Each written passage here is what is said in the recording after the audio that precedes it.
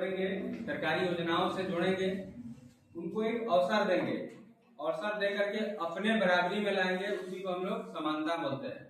ठीक है।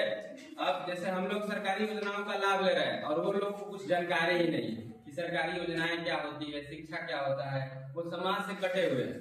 तो उन लोगों में जागरूकता ला करके अपने समाज से जोड़ेंगे, उन लोगों को समाज सरकारी योजनाओं के महत्व को बताएंगे कि सरकारी योजनाएं क्या होती है, इसका लाभ कैसे लिया जाता है, और उनको अवसर देंगे। अवसर देंगे तो यही पे क्या होता है, समानता का अधिकार होता है। क्या होता है? समानता का अधिकार। दूसरा है आपका स्वतंत्रता का अधिकार।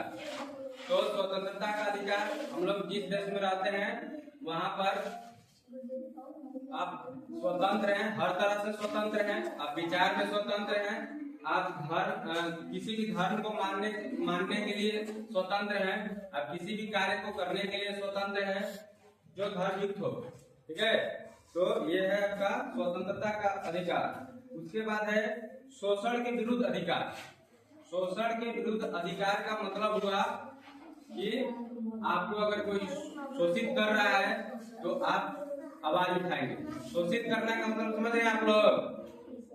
शोषित करने का मतलब समझ रहे हैं? जैसे आपसे कोई जबरन कोई काम करवा रहा है, या हम ही है आपको बहुत ज्यादा, आपकी क्षमता से ज्यादा आपको होमवर्क दे रहे हैं, ये हो जाएगा कि हम आपको शोषित कर रहे हैं। क्या कर रहे हैं?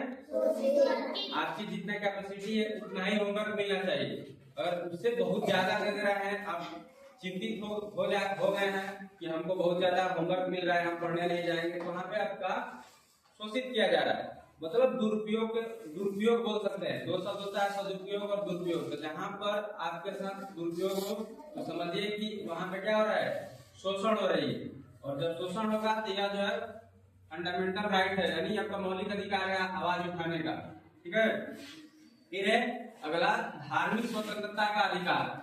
धार्मिक स्वतंत्रता का अधिकार का मतलब हुआ आप किसी भी धर्म को अपना सकते हैं। हिंदू धर्म, मुस्लिम धर्म, सिख धर्म, ईसाई धर्म, है ना जी? आप किसी भी धर्म को अपनाने के लिए स्वतंत्र है। आपको कोई भी व्यक्ति कुछ नहीं बोलेगा कि आप इस धर्म को क्यों अपना रहे हैं। आपकी इच्छा, आप जिस धर्म में आप विश्वास रखते हैं, जिस धर्म आपको, जो धर्म आपको अच्छा लगता है, उस धर्म को आप मान सकते हैं, अपना सकते हैं। ठीक है।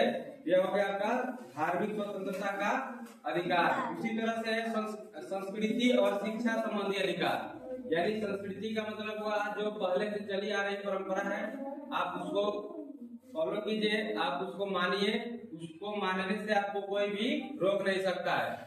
और शिक्षा का अधिकार, शिक्षा तो लेना सभी लोगों का मौलिक अधिकार है। शिक्षा के बिना आज के समय में कुछ भी नहीं हो सकता है, इसलिए शिक्षा बहुत ही जरूरी है। अगर आपको शिक्षा लेने से कोई व्यक्ति रोक रहा है तो आप क्या करेंगे, आवाज उठाएंगे, आप न्यायालय में जाएंगे। ठीक है। यानी कि आपको शिक्षा लेने से आपको कोई भी व्यक्ति रोक नहीं सकता, चाहे आपके माता पिता ही क्यों ना हो, आप उनके भी विरुद्ध आप आवाज उठा सकते हैं अगर आपको शिक्षा लेने से रोकते हैं। तो शिक्षा लेना आपका मौलिक अधिकार है। ठीक है। फिर आगे है संवैधानिक उपचारों का अधिकार।